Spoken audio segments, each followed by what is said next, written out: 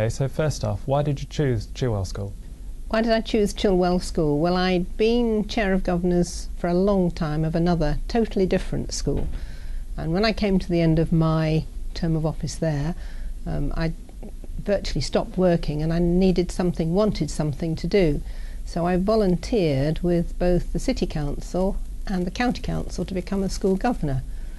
So there were two schools that I was volunteered for, one in the city and one in the county, and I looked at both of them and I chose Chilwell.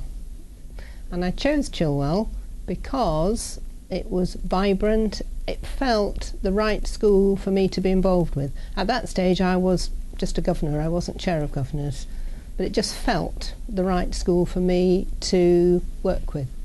Okay, so if money was an object, what would you change about the school today? What would I change about the school today?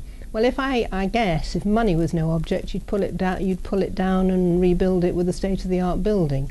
Although I don't necessarily think state-of-the-art buildings always give the best results. But if money was no object, I think that's probably what I would do. What do you consider to be your biggest strengths that will make you successful in this role? The biggest strengths, my own strengths?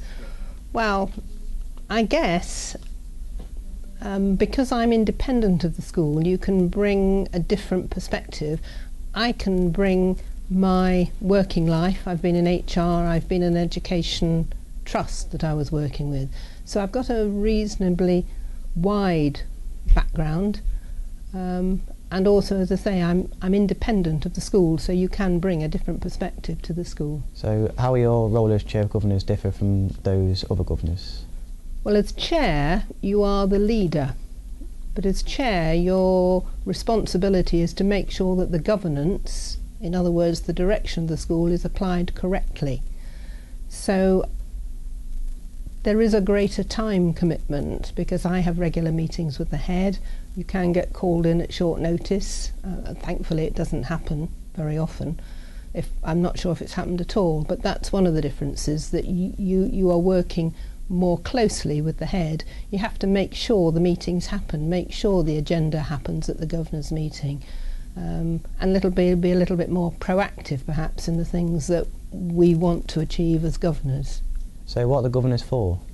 Well, the governors are a group of people from the wider community whose role is really to make sure that the school is running or is operated in the right way, in the correct way, in its governance and its strategies and what it does, in holding it to account on its finances, in making sure that the students achieve to the best of their ability. Particularly in view of Ofsted, we're working very hard to support the school in achieving the pupil progress levels that we should be making and to getting the results that we should be getting. Does that give you a little bit more information? We meet, all of us, once a term, and then there are a couple of subcommittees that meet twice a term each. So every governor is a member of the full governing body, and then every governor nominates which committee they wish to join as well, and one looks after the finances and the PR side of it, the finances and the people side of it, human resources side, and the other committee looks after the standards of the school. We call it the Pupil Progress Committee. It's all about the standards that the students are reaching. So in there they're talking about the quality of teaching, the progress that pupils are making, the results that people are making, the predictions the staff are making as to how well the students will do, that sort of thing. So who are the governors? Well, the governors come from a variety of backgrounds, all bringing different experience to the party.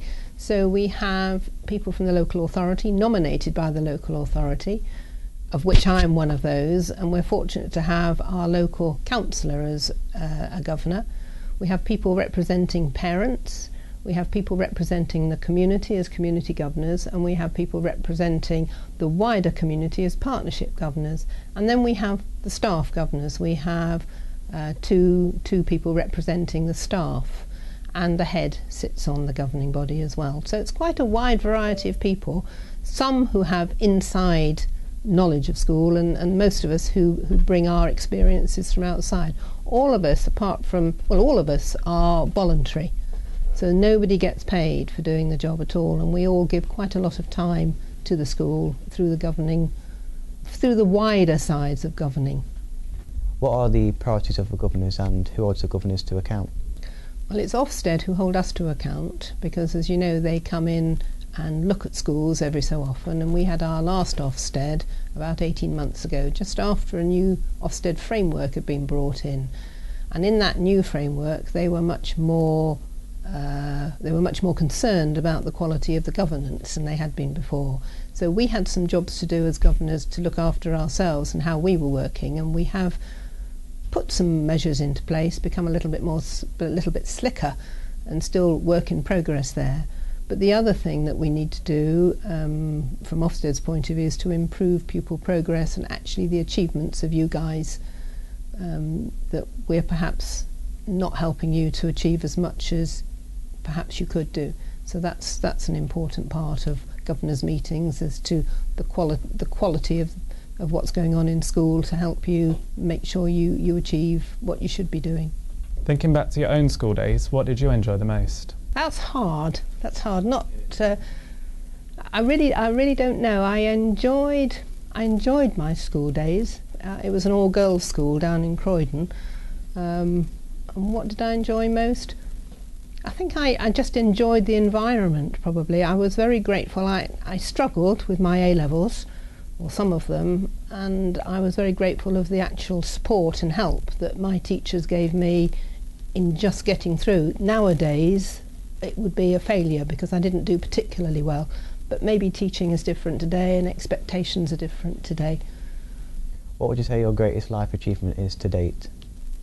My greatest life achievement to date is my family. That is far greater in my eyes than any success I might have had at work. I've got 2 children in their 30s and 3 little grandchildren, and I'm proud of what I've done in bringing them up and what they're doing with their families and their children. What's your favourite place in the world and why? My favourite place in the world is the Isles of Scilly. I started going there when I was just 18. I'd just done my A-levels, and then I went again with my husband, who'd got a friend who lived on the Isles of Scilly. And then we started going when the children, our own children, were a little bit bigger. I think they were something like 6 and 8. And so we've been going every year without a break for 30 odd years, 25, 30 years. Our children, when we used to say, shall we go somewhere else? No, my son would cry because he loved it so much. And now his wife and my daughter's husband are in the party, and their 3 little girls are all come with us, and the dog. And my daughter actually got married there last year because she loved it so much, and we're off again at Easter next year. So.